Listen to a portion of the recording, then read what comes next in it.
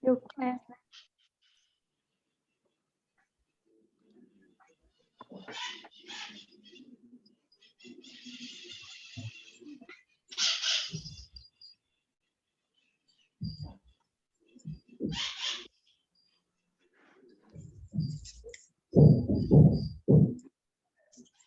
Tá aparecendo Bom, aí pra vocês? eu já ia começar. Pode começar.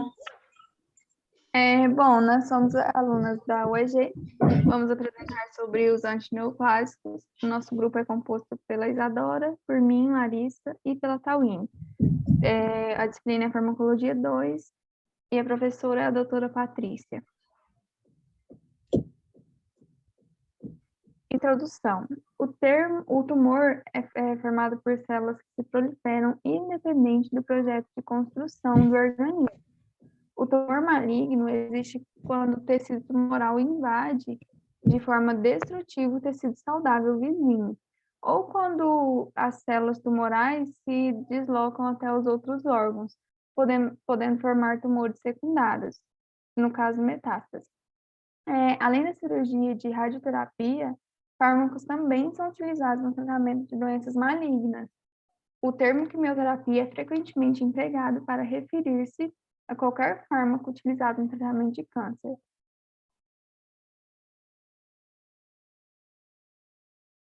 Pode passar.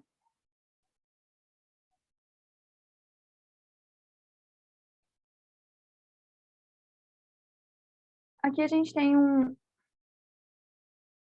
uma imagem sobre a quimioterapia dos tumores, os efeitos principais e os efeitos adversos. Os citostáticos são fármacos citotóxicos que afetam, sobretudo, as células em proliferação ou em divisão, no caso, mitose.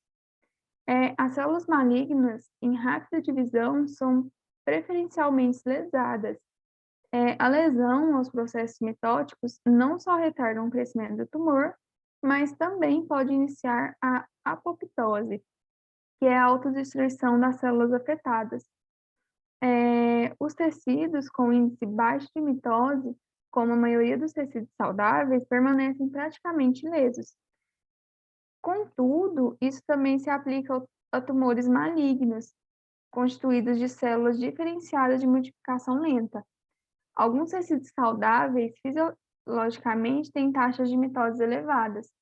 O tratamento com citostáticos, inevitavelmente, atinge esses tecidos. Assim, ocorrem os efeitos adversos típicos, que são a queda de cabelo, que resulta da lesão aos folículos pilosos, os distúrbios gastrointestinais, como a diarreia, que resulta da reposição inadequada dos enterócitos, cuja a sua vida se limita a poucos dias.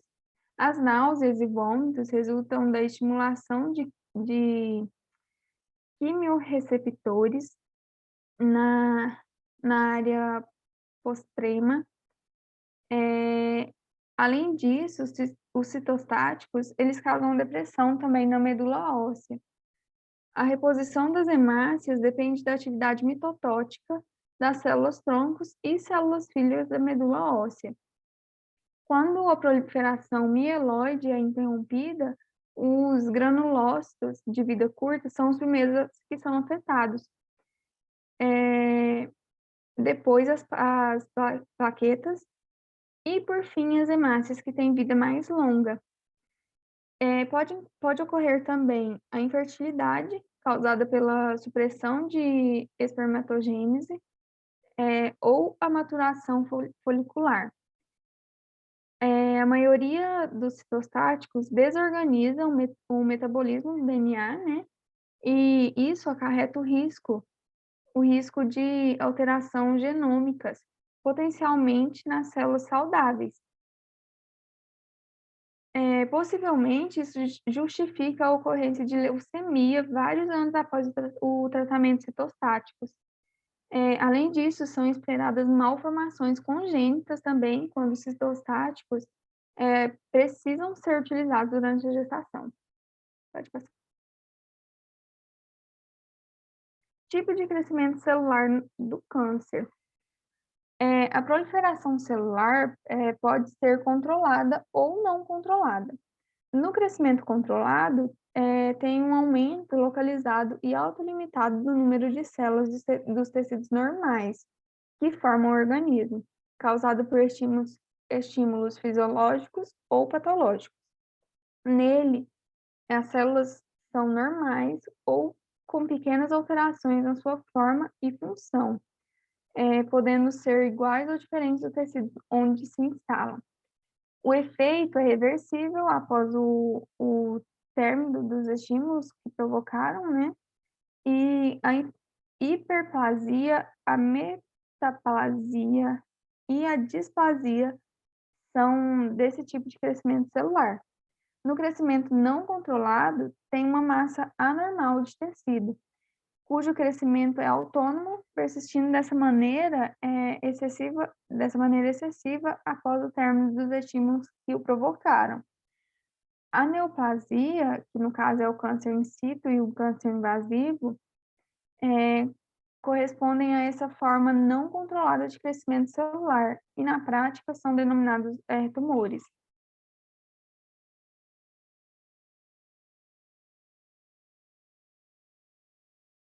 Classificação de neoplasias. A neoplasia é uma proliferação anormal do tecido, como a gente já falou, que foge parcial ou totalmente ao controle do organismo e tende à autonomia e à perpetuação com efeitos agressivos sobre o homem. As neoplasias podem ser benignas ou malignas, como vocês podem ver na figura. As neoplasias benignas ou tumores benignos têm seu crescimento de forma organizada, geralmente é lento, expansivo e apresentam limites bem nítidos.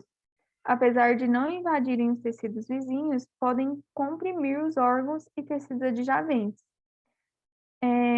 O lipoma, que tem origem no tecido gorduroso, o mioma, que tem origem no tecido muscular liso, e o adenoma, que é um tumor benigno das glândulas, são exemplos de tumores benignos. As neoplasias malignas ou tumores, né, manifestam um maior grau de autonomia e são capazes de invadir tecidos vizinhos e provocar metástase, podendo ser resistentes ao tratamento e causar morte no hospedeiro.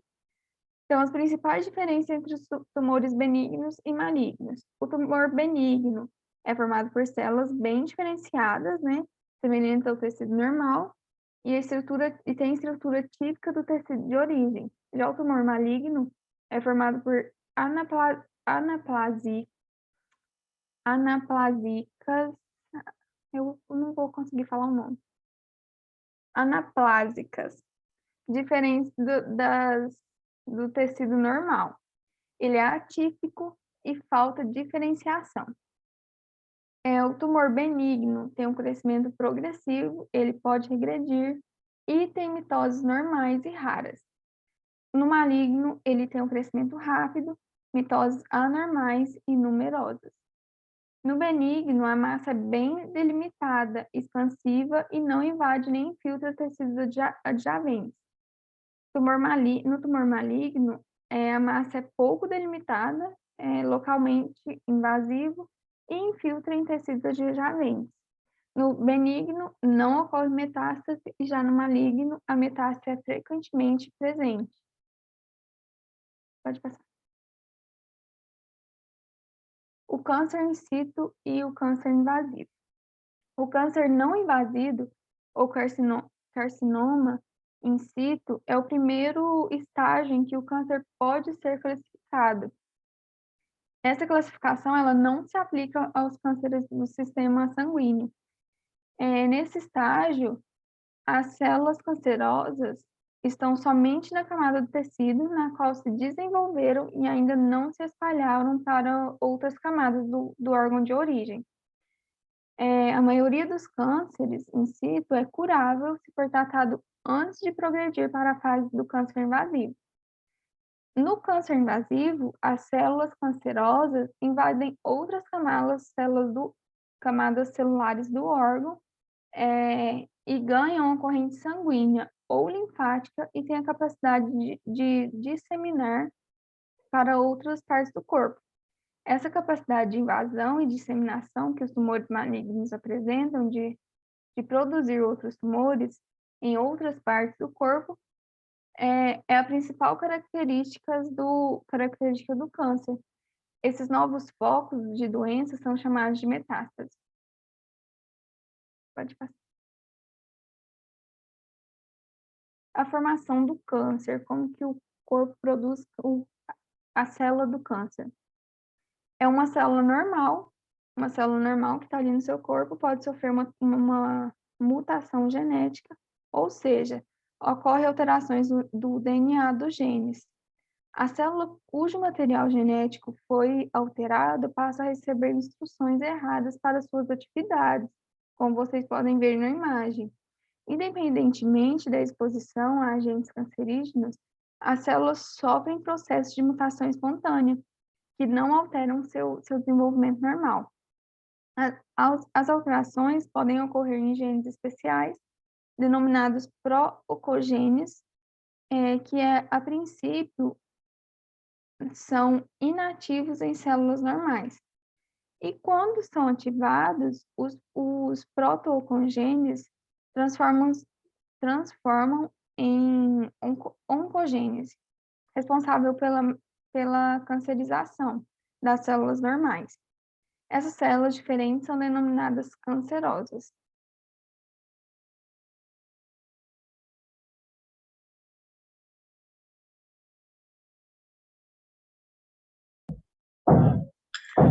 Bom, meu nome é Isadora e eu vou estar dando continuidade no trabalho. Bom, a classificação das células, né, que a gente apresenta, a gente tem as carcinomas, as sarcomas, as linfomas, a leucemia, as melanomas e as neuroblastomas. As carcinomas é o tipo mais comum do câncer, né, que é originado de células que revestem o corpo, incluindo a pele. É uma série de revestimento interno, né, então, é como a gente pode ter um exemplo de boca, garganta, brônquios, esôfago, estômago, intestino, e também revestimento dos dutos mamários, próstata e pâncreas.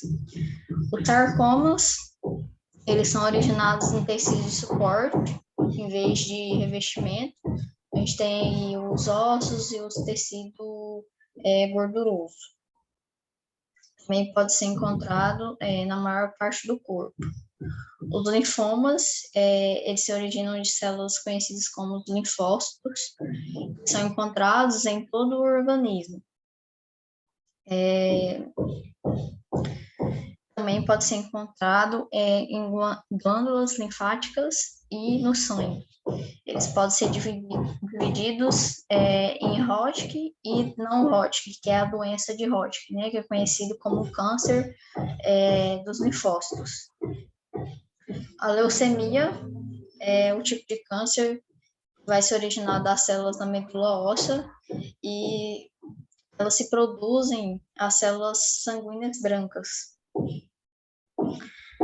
Na leucemia, pode ocorrer uma concentração muito elevada de glóbulos brancos, né? Então, a partir disso, a gente vai observando e também pode causar problemas nos quais as células normais não funcionam adequadamente, como deve ser dito.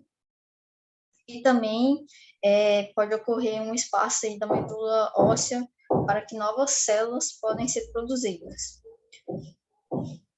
As melanomas, elas se originam das células da pele que produzem pigmentos, que são os melanócitos. E os neuroblastomas é o tumor geralmente pediátrico, ocorre mais em crianças, né? É derivado de células malignas embrionárias. Esses tumores ocorrem mais em crianças aí, em média de 15 anos, até 15 anos pode ocorrer.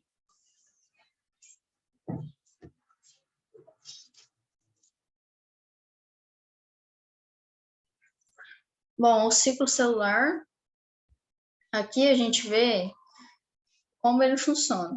Aqui a gente tem os produtos naturais, os antimetabólicos, os alcaloides vínicos, os inibidores mióticos, os taxoides e os agentes alquilantes do DNA. Aqui na imagem, observado que a gente tem várias fases, né? Aqui a gente tem a fase G0, G1, G2, AS e AM. G0 são as células em repouso, né? Então, a G1 ela é uma preparação para a síntese de DNA, a S é uma duplicação de DNA, a G2 vai ser uma preparação do núcleo para a divisão celular, e a fase M é uma fase curta, ela vai corresponder à mitose. Esse ciclo que a gente trouxe aqui, ele funciona assim: a célula ela não está replicando e ela é apresentada na fase G0.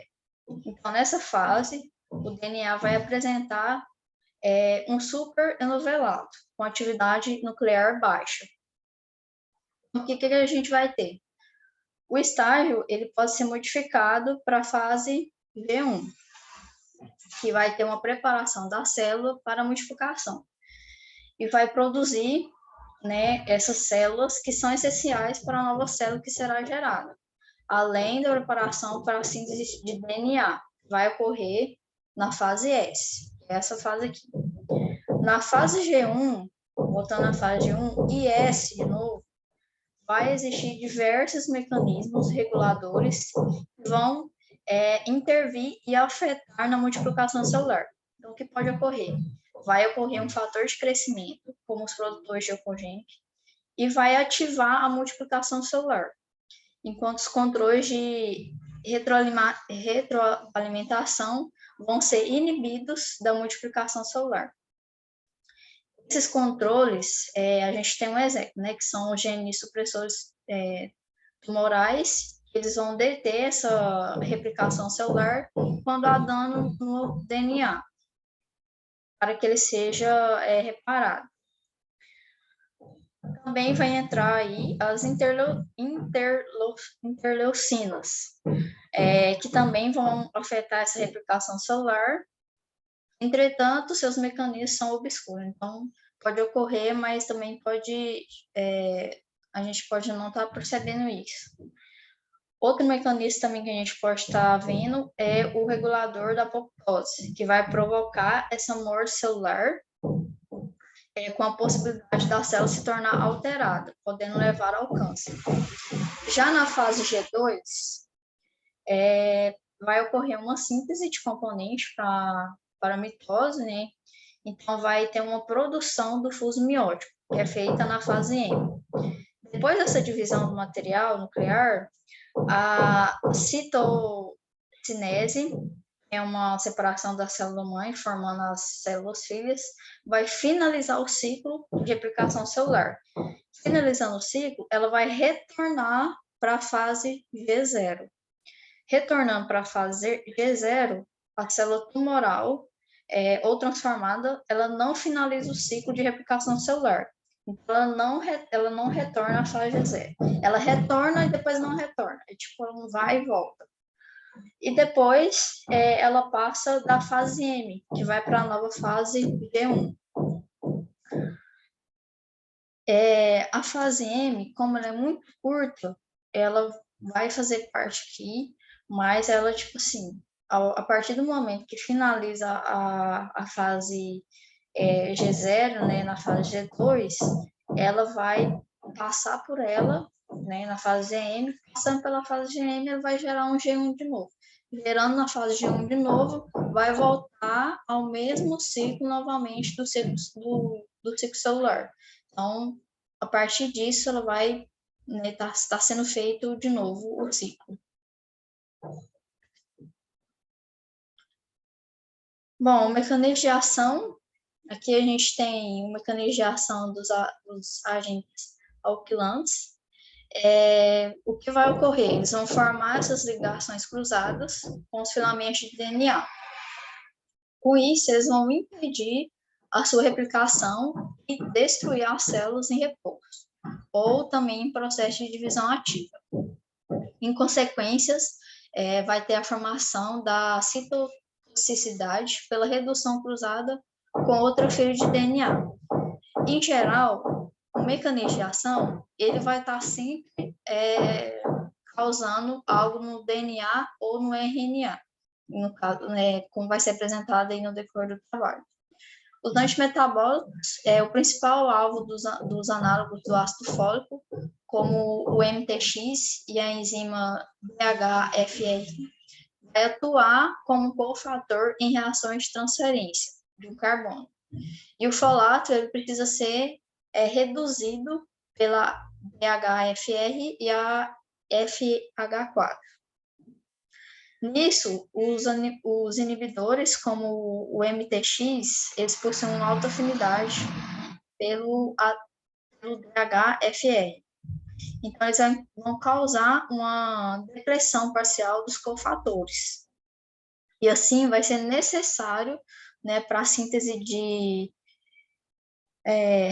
timidilato e de purinas. O MTX, ele tem uma semelhança dos folatos celulares, então ele vai sofrer uma adição de uma série de poliglutamatos nas células, tanto normais quanto tumorais. Os produtores naturais, as DNA possumerais são enzimas nucleares. Então, eles reduzem o estresse de torção do DNA, que é superespirulado. Eles vão permitir que essas regiões selecionadas do DNA se tornem desespiriladas, que é o suficiente para possibilitar essa ocorrência da replicação, do reparo e da transcrição. Essas duas classes da topoisomerase, que é a 1 e a 2, elas vão ter uma quebra no reparo da síntese de DNA. Então, esses análogos da camptotricina, elas vão inibir a função da topoisomerase 1 e os outros fármacos, como as antaciclinas, vão inibir a topoisomerase 2.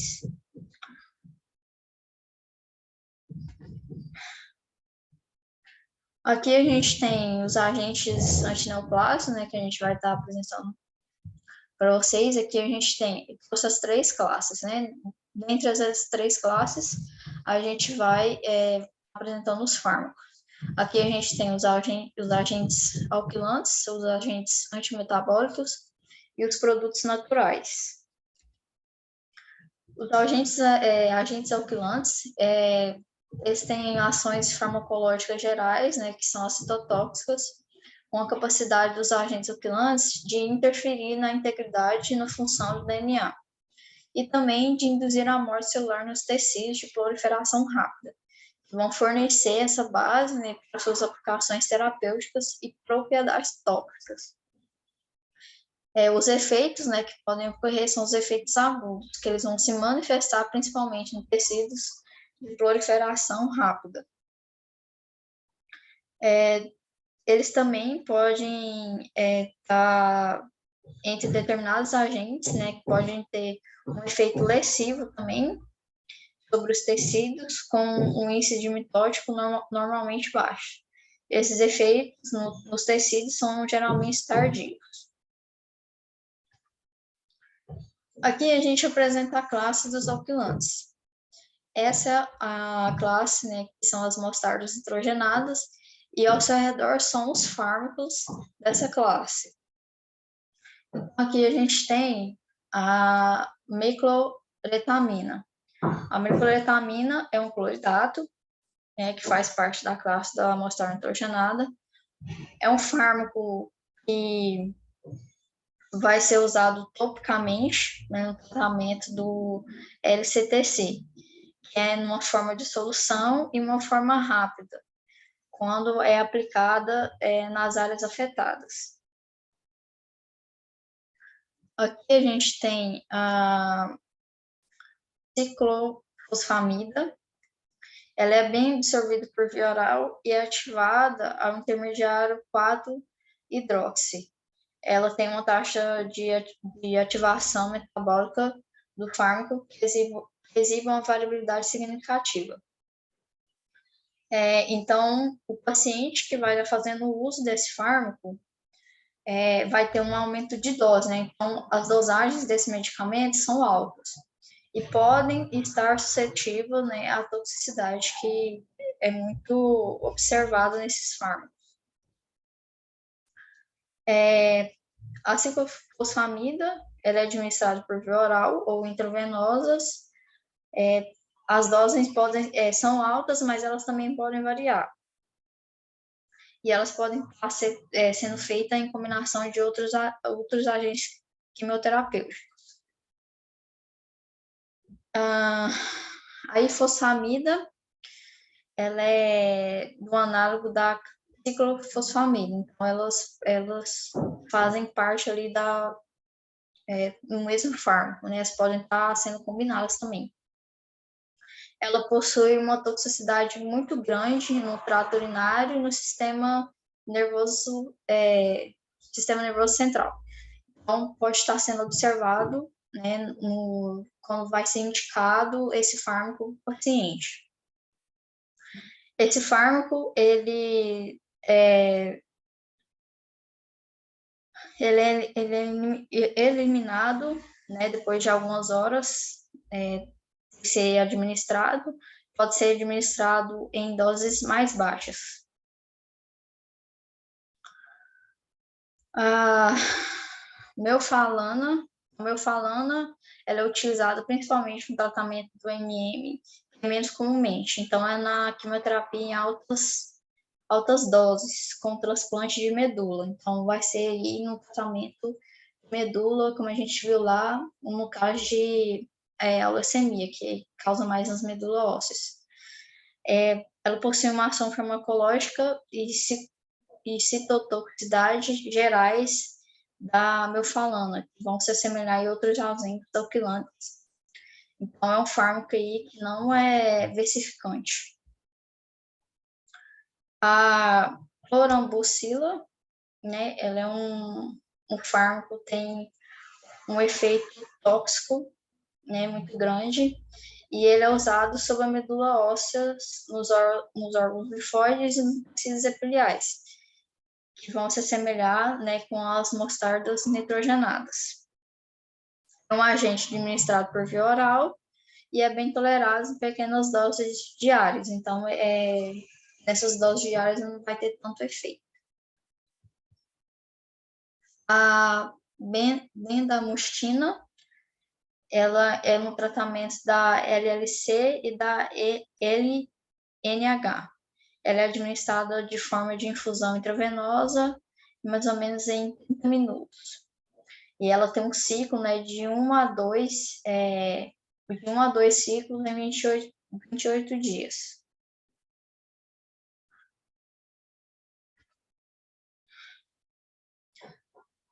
As etilonoiminas e as metilmelaminas, elas têm essa classe, tem o fármaco Piotepa e a altretamina. Essa classe ela constitui os agentes alquilantes mais amplamente utilizados e ela tem maior estabilidade química. É uma atividade bem definida em tipos específicos de câncer, então ela possui um maior valor na prática clínica. Então, ela vai ser mais utilizada na prática clínica em decorrer dos tumores. A altretamina, ela se assemelha, né, em um mecanismo preciso de toxicidade. Então, os fármacos, eles vão alquilar DNA e proteínas. Então, trata-se de um tratamento paliativo para pacientes com câncer de ovário persistente ou recorrente. Depois dessa terapia de combinação à base de cisplatina, pode ocorrer uma dose habitual de altretamina como monoterapia do câncer de ovário. Então, não só a altretamina, mas ela pode estar fazendo uma combinação com outros fármacos na monoterapia do câncer. titotepa, ela faz parte de 3 grupos da etilenoimina, estabilizada pela sua ficção à base, do tiosfosforil. Ela é usada principalmente na quimioterapia em altas doses e ela é rapidamente convertida por CYP hepática. Então, seu principal metabólito é o desulfurado, que é a TEPA. E ela faz ligação cruzada com o DNA. Aqui a gente tem a classe das alquicilfonatos, que tem como seu principal fármaco o busulfano. O busulfano, ele vai exercer uma pouca ação farmacológica em doses convencionais, né? Então, ele tem um agente padrão para pacientes na fase crônica de leucemia mielocítica e causa nossa, gente do céu, pancitopenia grave e prolongadas em alguns pacientes. Hoje em dia, o busulfano, ele é muito usado em esquemas de doses mais altas, mas essas doses mais altas, elas podem correr a toxicidade. Devido a essa toxicidade, pode consistir em fibrose pulmonar e lesão na mucosa. Esse fármaco, ele é administrado por via oral.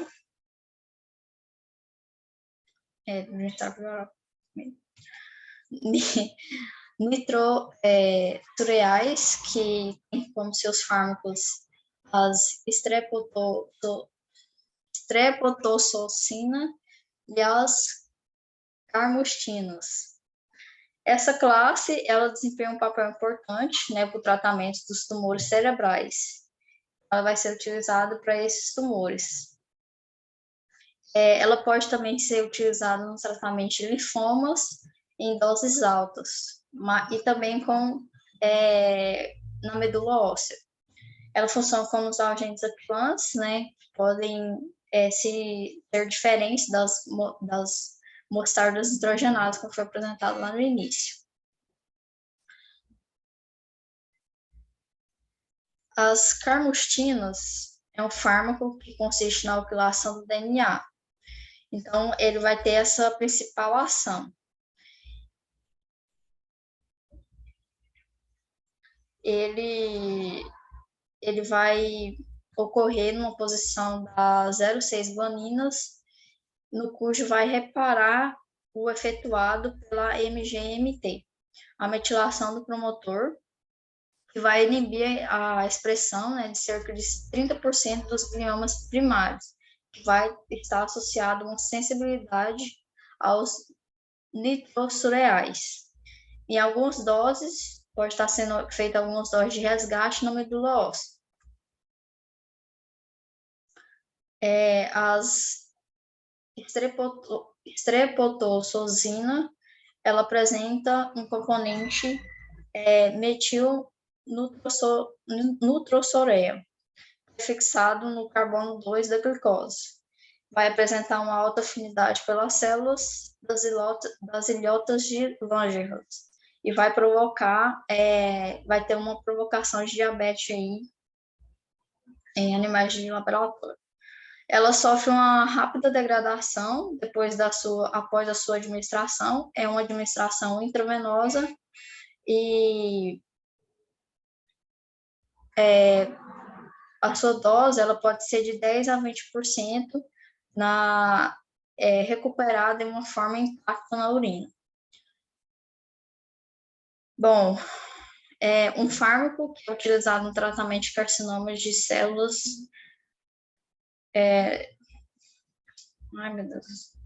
nas células ilhotas de RAM.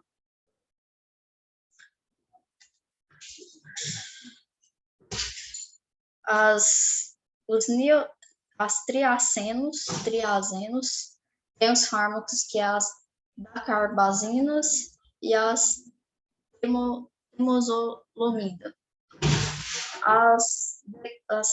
Oh meu Deus. A dacarbazina, ela é um fármaco da doença de Hodgkin, que é o câncer dos linfócitos.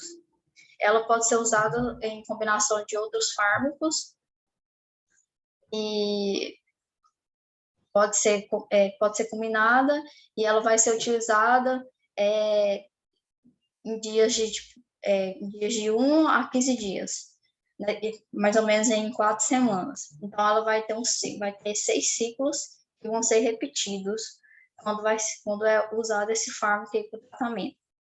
É um fármaco de tratamento de melanoma maligno, então vai ser utilizado em tumores malignos. As temozolomida, ele pode ser usado em combinação com radioterapia para pacientes com glioma maligno e astrocitoma. Um exemplo que a gente pode ter é a carbazina, ela pode ser associada, né, com uma forma de metabólico. Então, ela vai matar as células em todas as fases do ciclo solar. Então, ela não vai ter esse ciclo repetidamente. Ela vai ser usada uma vez e não vai ocorrer esse ciclo. É um fármaco que é administrado por via oral e apresenta uma biodisponibilidade muito boa, mais ou menos em cerca de 100%. As metilhidrazinas têm como fármaco a procarbazina. A procarbazina ela é utilizada nos tratamentos de tumores cerebrais malignos. Ela também pode ser usada em combinação para pacientes de doença de Hodgkin, que é os linfócitos, né, as doenças de linfócitos. Os complexos de coordenação da platina, eles possuem uma ampla atividade nos antineoplastos, né, que se tornam a base do tratamento dos cânceres de ovário, cabeça, pescoço, a bexiga, esôfago, pulmão e cólon. Então, ele vai ser utilizado para grandes partes do corpo. Aqui a gente tem os fármacos, carboplatina, oxaliplatina e a cisplatina. A carboplatina,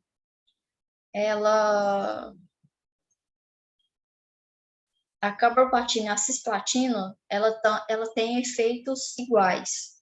Então, no tratamento, pode ser usado tanto um quanto a outra. Elas são para tratamentos de pacientes com citorredução cibótima. Então, essa é um câncer de ovário. Ela vai ser utilizada no câncer de ovário, também pode ser usado no câncer de pulmão de células não pequenas.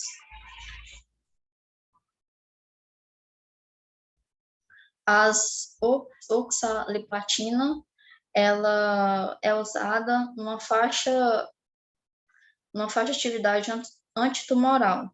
Então, ela vai ser um fármaco com uso terapêutico no câncer coloretal e gástrico, que vai ter uma diferença inadequada em outros agentes de platina. Ela não vai ser um fármaco assim, que vai estar combinando com os outros, como a carboplatina e a cisplatina, que pode ser escolhida, né? Tanto um quanto a outro tem efeitos semelhantes. E as classes dos antimetabólicos. Nas classes dos antimetabólicos, a gente tem os análogos das pirimidinas. A gente tem o fármaco trifluoridina, a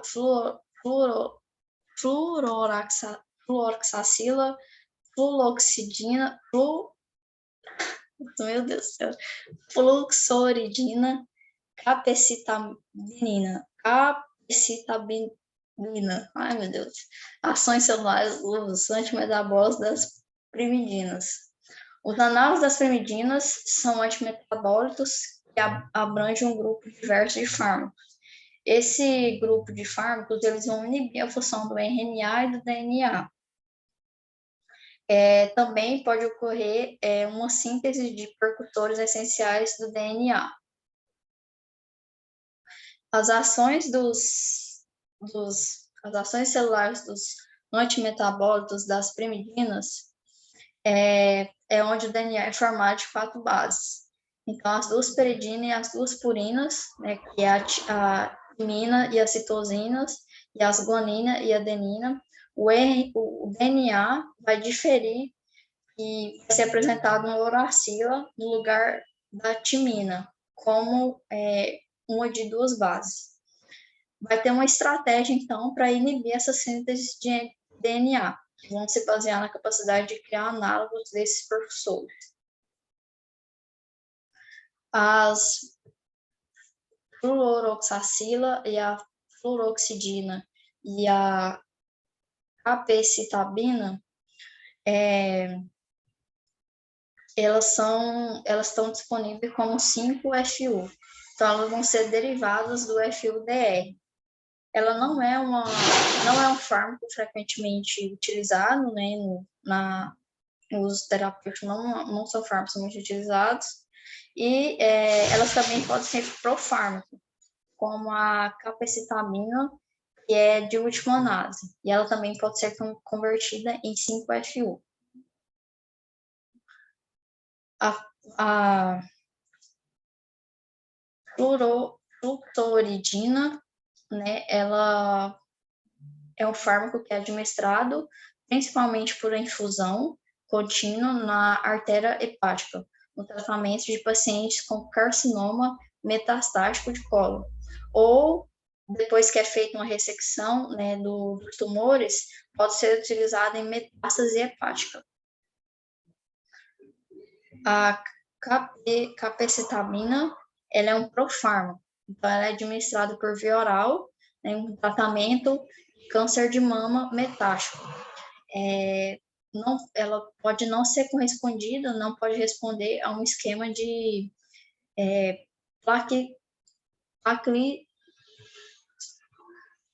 plaquetaxel, que é uma antraciclina.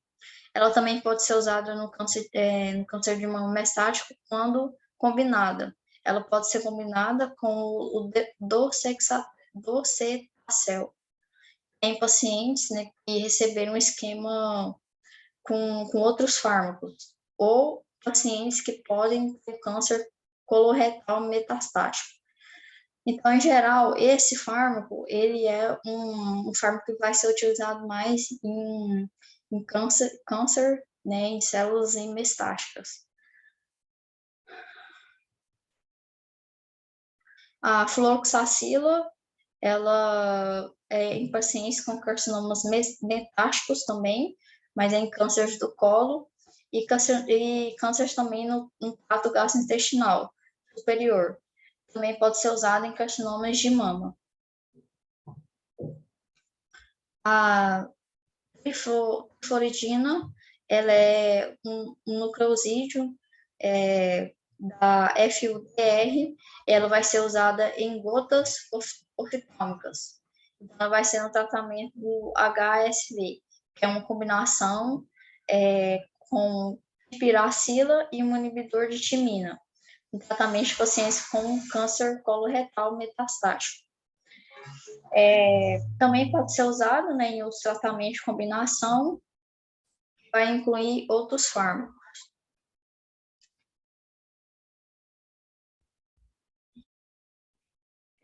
Os análogos da citina,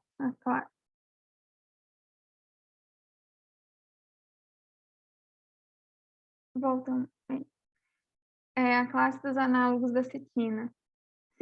Citidina. Os fármacos é a citarabina. A citarabina é um antimetabólico mais importante utilizado na terapia da leucemia. Ele trata-se do único agente mais efetivo para a indução da remissão nessa doença. O mecanismo de ação dele é constituído em um análogo da 2-desoxidina a 2-hidroxila em uma posição trans a 3-hidroxila do açúcar.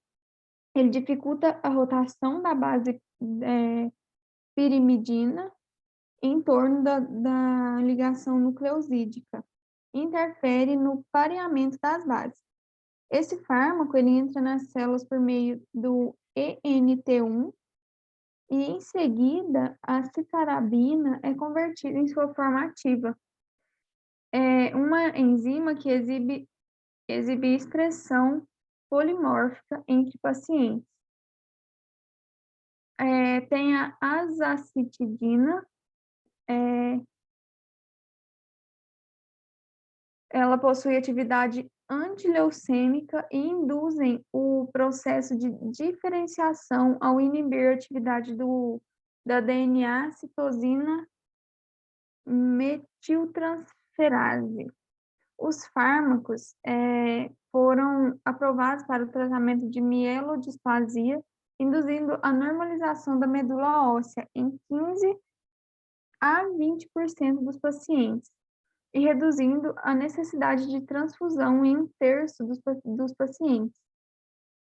A 5-azaciditina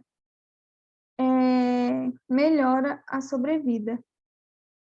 O seu mecanismo de ação os azanucleosídeos entram nas células por meio do ENT1 e os fármacos incorporam ao DNA, onde se ligam de modo covalentes ao DNA metiltransferase, causando deplação da enzima e resultando em desmetilação global do DNA, com consequente diferenciação e apoptose das células tumorais.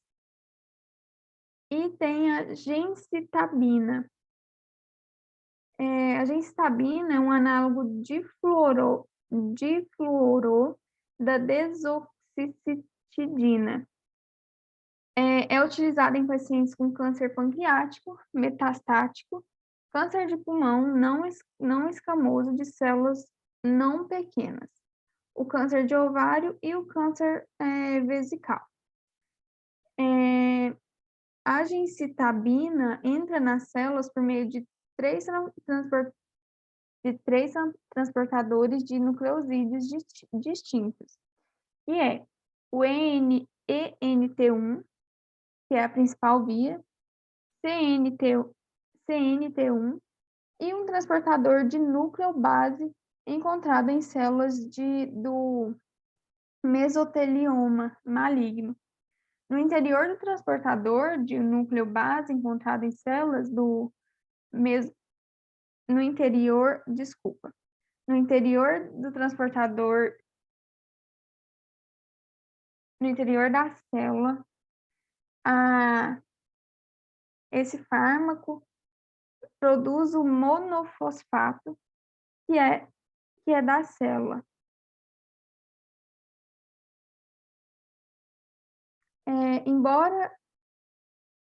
Embora o anabolismo e os efeitos da gemcitabina sobre o DNA simulem, em geral, os da citarabina, existem diferenças definidas da cinética de inibição, locais enzimáticos adicionais de ação, efeitos diferentes da sua incorporação ao DNA e o espectro distinto de atividade clínica. Pode passar. Os análogos das purinas. Tem o fármaco, tem os análogos da 6-tioropurina, a 6-tioropurina são agentes aprovados para o tratamento de leucemias humanas, que atuam como análogos das purinas naturais, a hipoxantina e a guanina. A substituição do oxigênio pelo enxofre no C6 do anel de purina cria um composto que são rapidamente transportados no interior das células, incluindo de células malignas ativadas. Os nucleocídeos formados a partir da 6-MP e da 6-TG inibem a síntese de novo das purinas e também tornam-se incorporados aos ácidos nucleicos. O fosfato de fludarabina é um análogo fosforilado, fluorado e resistente à desaminação de um agente antiviral. A vidarabina mostram-se ativo na leucemia e nos linfomas de baixo grau, e também é efetivo como componente imunossupressor. O fármaco sofre desfosforilação extracelular ao nucleosídeo fludarabina, que entra na célula, onde ocorre a refosforilação pela DCK ao trifosfato ativo. Esse metabólito ele inibe a DNA polimerase, a DNA primase, a DNA ligase e a RNR e torna-se incorporado ao DNA e ao RNA.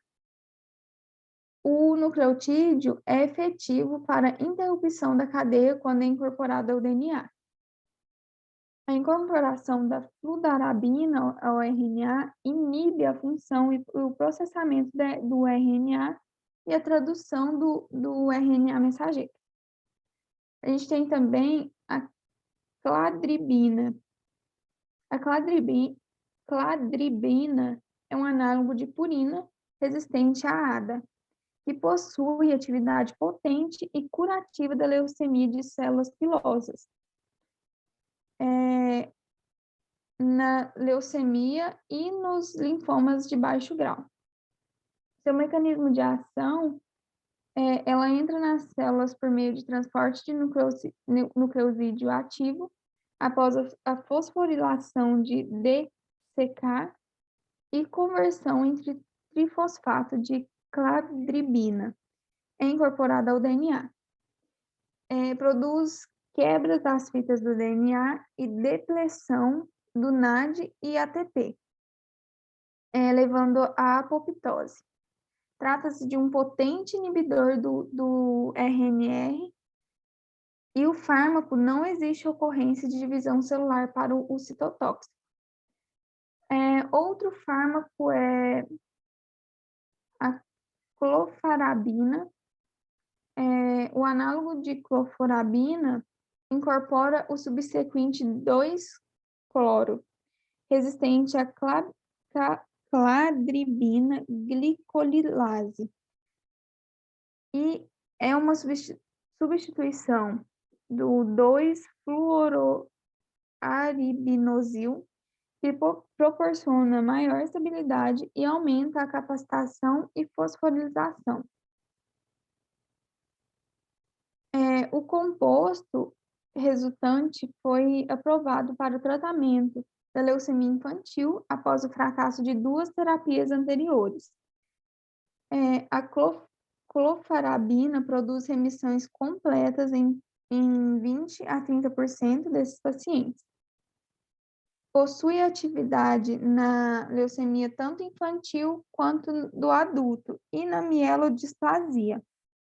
A captação e a ativação metabólica da clofarabina nas células tumorais seguem a mesma via da cladribina e de outros nucleosídeos de purina, embora o clofarabina seja mais prontamente fosforilada pela DCK.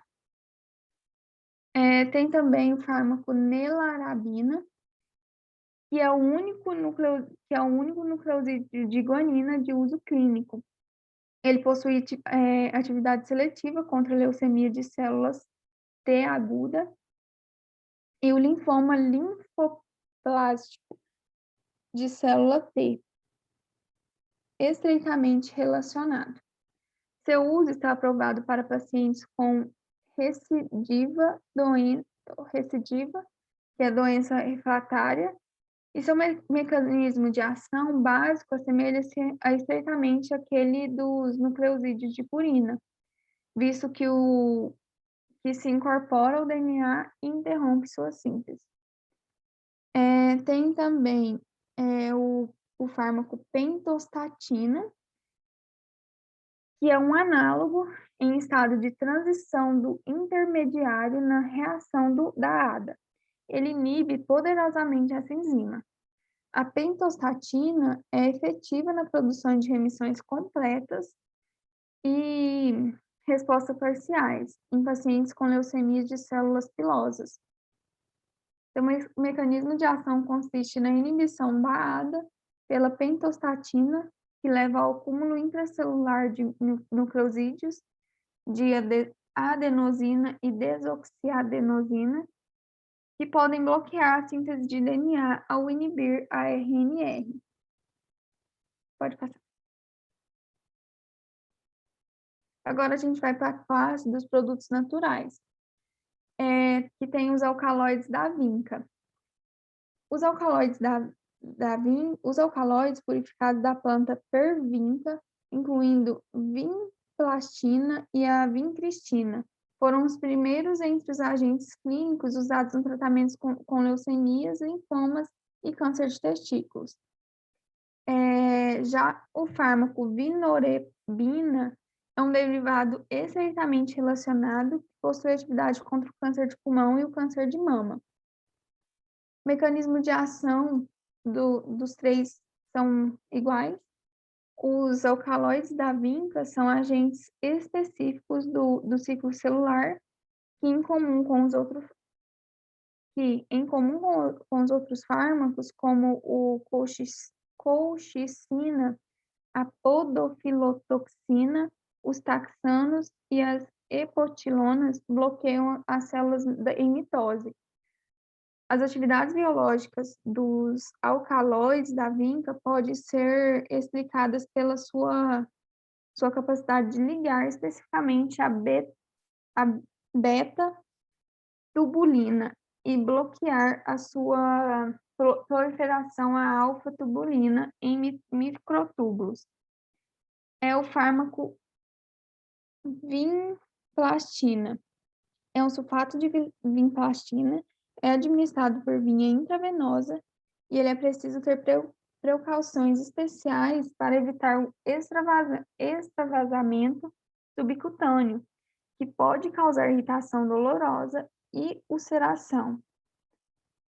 A vinplastina não deve ser injetada em um membro com circulação comprometida.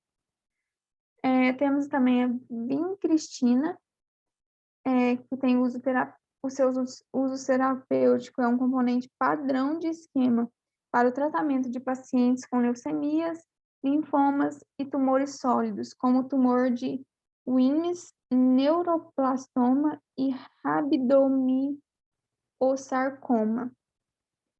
Nos linfomas não Hodgkin de células grandes, a vincristina continua sendo um agente importante, particularmente usada no esquema de choque. Aí a gente tem também o vinoreubina, que possui atividade contra o câncer de pulmão, de células não pequenas e contra o câncer de mama. A vinoreubina é administrada em soro fisiológico e na forma de infusão intravenosa durante 6 a 10 minutos. Outro fármaco é o eribulina, que é um análogo sintético da alicondrina, um macrolitídeo poliéter, originalmente isolado da esponja marinha do Pacífico. Esse fármaco ele se liga ao sítio dos alcaloides da vinca na beta-tubulina e inibe a montagem de microtúbulos. Aí a gente tem também os taxanos. Ele foi o primeiro composto isolado da casa do Teixo Ocidental. O paclitaxel e os seus congêneres semissintéticos, o docetaxel e o docetaxel exibem propriedades farmacológicas similares aos inibidores da mitose. Esses taxanos, eles diferem dos alcaloides da vinca e dos derivados da colchicina, pela sua ligação a um sítio diferente da beta-tubulina e pela sua propriedade de promover a formação de microtúbulos em lugar de inibi-las. Os taxanos, eles desempenham um papel central na terapia de pacientes com cânceres de ovários, de mama, de pulmão, de próstata e de próstata. A extramustina, ela é uma combinação de estradiol e normustina, por meio de uma ligação de carbamato. Embora o propósito da combinação tenha sido aumentar a captação do agente alquilante por meio das células de câncer de próstata sensíveis ao estradiol, a extramustina não funciona em vivo como agente alquilante. Porém, liga-se à beta-tubulina e as proteínas associadas aos microtúbulos, provocando desorganização dos microtúbulos e ações antimitóticas. Ela é utilizada isoladamente em tratamento de pacientes com câncer de próstata metastático ou localmente avançado, refratário a hormônios. Tem também o fármaco epotilonas, que são policetídeos descobertos como metabólitos citotóxicos a partir de uma cepa de Soragium celulosum, uma mixobactéria isolada do solo do rio Zambezi, na África do Sul. É uma das epotilonas, a ixabepilona está aprovada para o tratamento de câncer de mama. Outras estão em fase de desenvolvimento. Pode passar.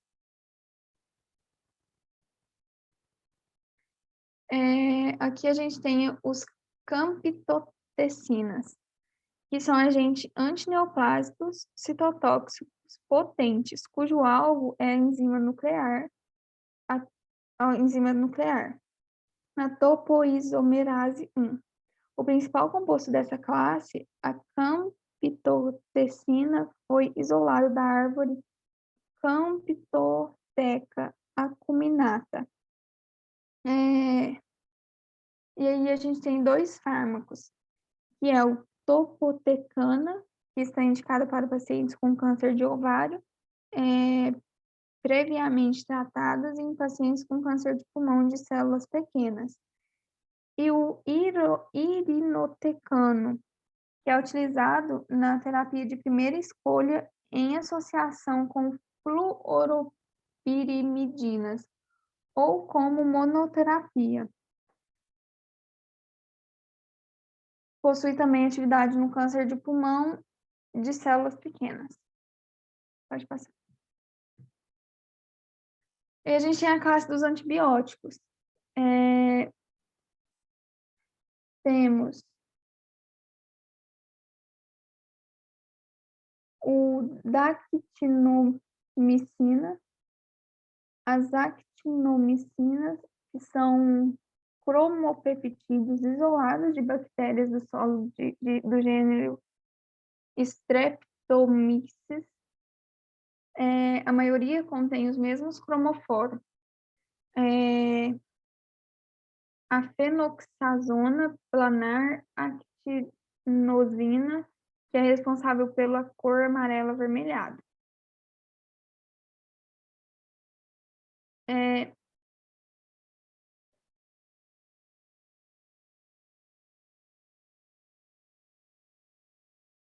A actinomicina D possui efeitos benéficos no tratamento de tumores sólidos em crianças coriocancercinoma em mulheres adultas. Pode passar.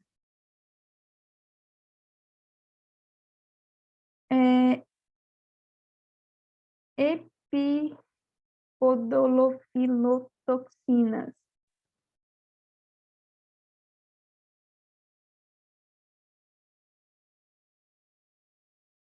Derivados de podofilotoxina. Tem 2 derivados sintéticos que possuem atividade terapêutica significativa na leucemia pediátrica, nos carcinomas de pulmão de células pequenas, tumores testiculares, doenças de Hodgkin e linfomas de células grandes. Esses derivados são o etoposídeo e o teniposídeo. Apesar de a podofilotoxina ligar-se à tubulina, o etoposídeo e o teniposídeo não exercem nenhum efeito sobre a estrutura ou função dos microtúbulos nas concentrações habituais. Pode passar.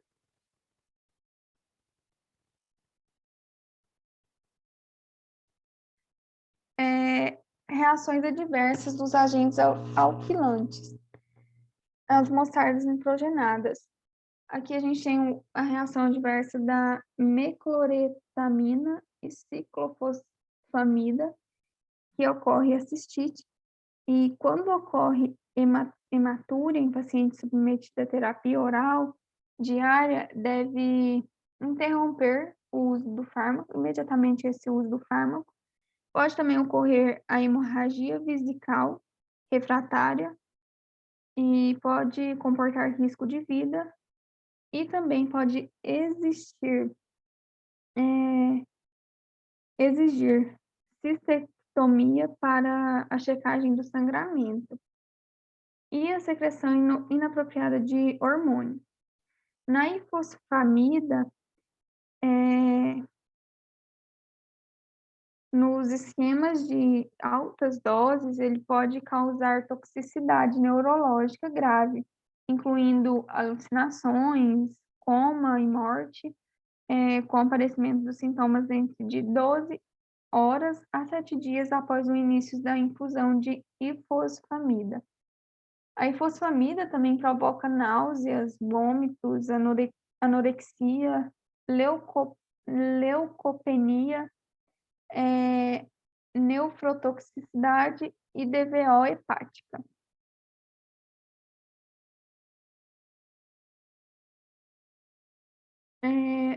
Melfalana.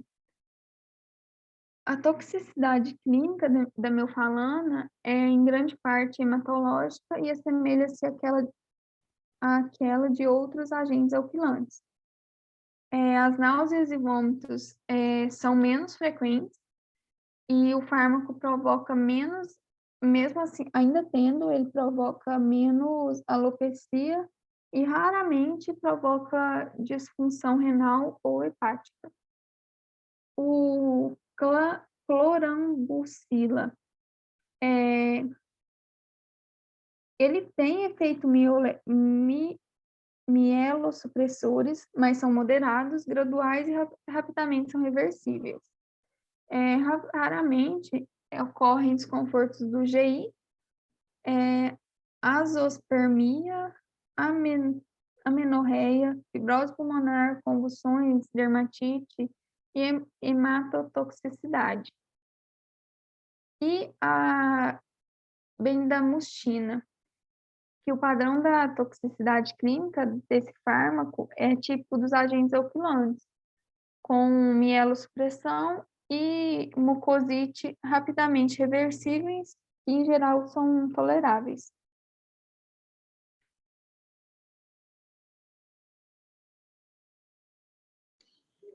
Dando continuidade nas reações adversas dos agentes alquilantes, eu vou falar sobre a tretamina,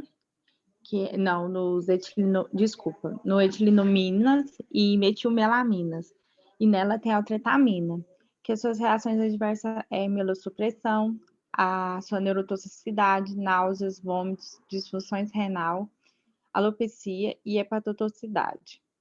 Na tiltepa, é mielossupressão, pode ocorrer coma e até mesmo convulsões. Pode passar. Aqui temos nos oxofonatos o busulfano, que tem as reações adversas como a trombocitopenia prolongada, náuseas, vômitos, diarreia, esterilidade, amenorreia e malformações fetais. Nas nitrosorreais, temos a carmuchina e estreptozosina, que tem como as suas reações adversas náuseas, toxicidade renal e hepática leves e também podem ter algumas reversíveis. Também temos a toxicidade hematológica, que pode ser anemia, leucopenia e trombocitopenia. Pode passar. Temos nos triazenos a dacarbazina, que ela tem como suas reações adversas náuseas, vômitos, mielossupressão, como a leucopenia e a trombocitopenia. Temos também hepatotoxicidade, alopecia, rubor facial e reações dermatológicas.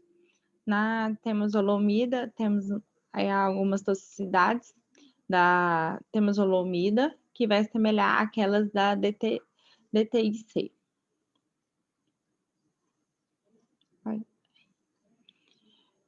Temos o metilhidrazinas e nela temos a brocarbazina, que tem como reação adversa a leucopenia e trombocitopenia. Pode ocorrer algumas náuseas e vômitos e alguns transtornos de comportamento.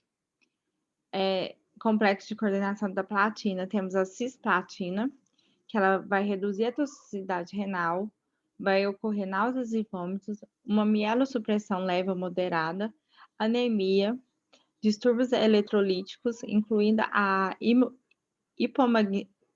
hipomagnesemia, hipocalcemia, hipopotassemia e hipofosfatemia. Pode passar. Temos também os complexos de coordenação de platina, que temos a carboplatina, que ela tem reações adversas como a náuseas, neurotóxicos, ototoxicidade, nefrotoxicidade, mielossupressão e trombocitopenia. Oxalipatina, que temos as reações adversas como citopenias raras, algumas náuseas, fibrose pulmonar, alergia aguda, urticária, hipotensão e broncoconstrição. Pode passar. Aí temos aqui nos análogos de pirimidinas a fluoracila, fluoxeridina e cabecetabina. Temos a anorexia, náuseas, estomatite, diarreia e leucopenia. Também temos trombocitopenia, anemia, queda de cabelo. Temos uma eritema, uma descamação na pele, dor e sensibilidade nas palmas das mãos. E plantas dos pés ao toque. Não pode tocar, que ela tem essa hipersensibilidade.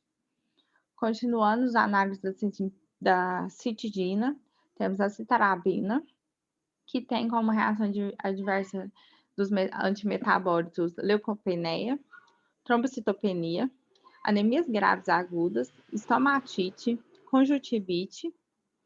E na azacitidina, temos a mielossupressão, hepatotoxicidade, síndrome semelhante à gripe, astenia, síndrome de leucoencefalopatia e a pneumonite intersticial.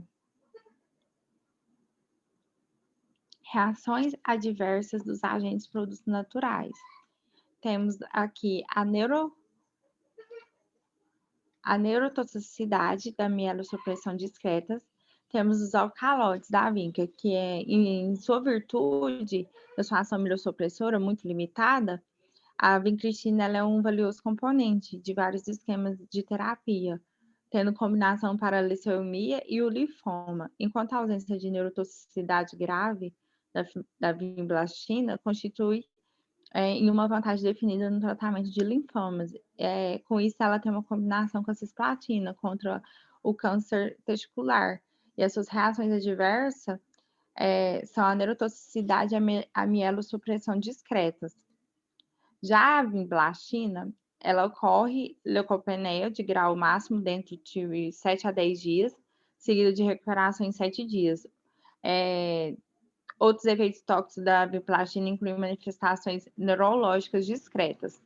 Também tem a náuseas, vômitos, anorexia, a diarreia, a estomatite e a dermatite.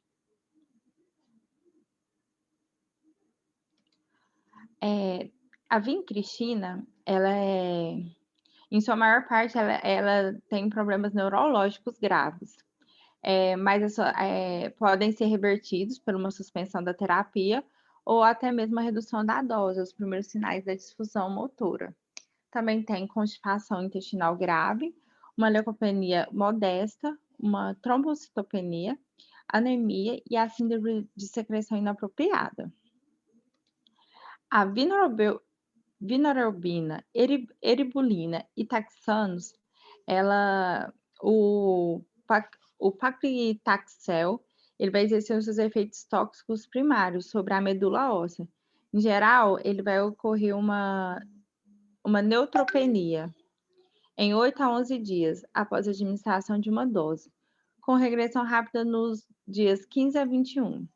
Quando a utilização do GCSF, o paclitaxel ele vai ter umas doses altas durante 24 horas, que são bem toleradas, e a neuropatia periférica, que vai passar a limitar a dose. E também aí tem a neuropatia sensorial e a mucosite. Pode passar. A extramustina. Além da mielossupressão, a extramustina também possui efeitos colaterais estrogênicos, que é ginecomastia, impotência, risco elevado de trombose e talvez até retenção hídrica. Ele também pode estar associado à ocorrência de hipercalcemia, alguns ataques agudos de porfiria, comprometimento da tolerância à glicose e vai ter reações de hipersensibilidade, incluindo a geoderma. Os epotilonas. As epotilonas, elas vão apresentar toxicidades semelhantes àquelas do taxanos, que vai ser a neutropenia sensitiva periférica, uma fadiga, uma diarreia e a asteneia. Pode passar. Análogos da captoprexina. Temos aqui o topotecana, que ela é uma toxicidade que ela vai limitar uma dose administrada em todos os esquemas posológicos. Ela consiste em neutropenia, com ou sem a trombocitopenia. A incidência da neutropenia grave na dose de 1,5 mg por miligrama quadrado por dia durante 5 dias. A cada 3 semanas, ela pode alcançar até 81%, com incidência de neutropenia febril de 26%. Ela tem as reações adversas como náuseas, vômitos, uma pequena elevação das transaminases hepáticas, febre, fadiga e exantema. Temos aqui o irinotecano, que tem uma toxicidade que limita a dose administrada em todos os esquemas posológicos, que vai consistir em uma diarreia tardia de 35%, com ou sem a neutropenia. Tem um esquema intensivo de loperamida, que vai diminuir essa incidência em mais de 50%. Suas reações adversas é mielossupressão, neutropenia, diarreia aguda e cólicos abdominais, hipersalivação, lacrimejamento, rinorreia, náuseas e vômitos e fadiga. Temos o etopocídio, que tem uma toxicidade que vai limitar a dose, consiste em leucopenia, que vai alcançar o nível máximo de 10 a 14 dias com recuperação em 3 semanas. Essas reações adversas também são a trombocitopenia, náuseas, vômitos, estomatite e diarreia. E temos o telipocídio, que tem também como reação adversa dos agentes produtos naturais, a mielossupressão, náuseas e vômitos. Aqui colocamos algumas interações medicamentosas. No quadro, temos o fármaco combinado, o uso comum e o efeito da interação. Começando pelos agentes alquilantes, temos o aminoglicosídeos, que tem como seu uso como anti-infecciosos, e o seu efeito da interação tem um risco aumentado de nefrotoxicidade e ototoxicidade. Temos nos agentes alquilantes diuréticos de alça, que tem como seu uso comum distúrbios cardíacos e edema, com um efeito de interação com um risco aumentado de ototoxicidade. Temos a fenitoína, que tem como uso comum distúrbio convulsivo e um efeito da interação, um risco aumentado de crise convulsiva. Temos antibióticos antineoplásicos. Nessa classe temos a digoxina, que tem como seu uso como alguns distúrbios cardíacos, e o efeito da sua interação é num nível sérico diminuído de digoxina. Temos fármacos antineoplásicos, que na sua classe tem a insulina e hipoglicemia antioral, que tem como uso comum tratamento do diabetes mellitus, e o seu efeito da interação é um risco aumentado de hiperglicemia. Temos também, né, no fármacos antineoplásicos, o anticoagulante orais, que com seu uso comum tem a anticoagulação, e o seu efeito de interação é um sangramento prolongado. Pode passar. Continuando, aqui temos os alcaloides vegetais, que temos a digoxina, fenitoína e anticoagulantes orais. A digoxina, ela tem como uso comum distúrbios cardíacos e o seu efeito de interação é um nível sérico diminuído de digoxina. A fenitoína tem como uso comum distúrbios convulsivos, mas o seu efeito da interação é um risco aumentado de crises convulsivas. Como uso comum do anticoagulantes orais, temos anticoagulantes e o seu efeito da interação é um sangramento prolongado. Nos antimetabólitos, temos a digoxina e a fenitoína e os anti-inflamatórios não esteroides, que são os AINES. A digoxina, a gente tem como uso comum distúrbios cardíacos e o seu efeito da interação é um nível sérico diminuído de digoxina.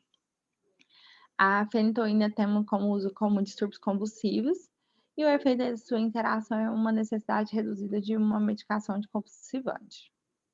Os AINES temos como uso como o alívio da dor e o seu efeito da interação é uma intoxicação por metotrexato. Temos os agentes alquilantes. Nele temos os aminoglicosídeos, que tem como seu uso comum ser anti-infecciosos. E o seu efeito da interação tem um risco aumentado de nefrotoxicidade e ototoxicidade. Aqui são algumas referências nossas. Pegamos as bases farmacológicas da terapêutica, do Goldman. Pegamos princípios da farmacologia, que é a base fisiopatológica da farmacologia também. E pegamos também farmacologia clínica, a 7ª edição da ABC do Câncer, abordagem básica para o controle do câncer.